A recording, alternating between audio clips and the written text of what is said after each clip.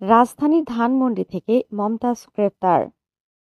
মানিকগঞ্জ ২ আসনের সাবেক সংসদ সদস্য এমপি কণ্ঠশিল্পী মমতাজ বেগমকে গ্রেফতার করেছে ঢাকা মহানগর গোয়েন্দা পুলিশ ডিবি।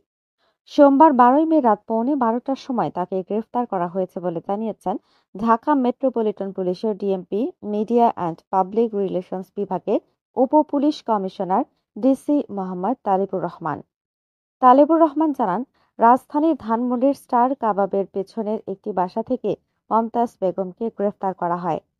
সেখান থেকে তাকে ডিবি কার্যালয়ে নেওয়া হয়েছে। তিনি আরও জানান, সাবেক এই এমপির বিরুদ্ধে খুনের মামলা সহ একাধিক মামলা রয়েছে। আওয়ামী লীগ সরকারের পতনের পর থেকে তিনি আত্মগোপনে ছিলেন।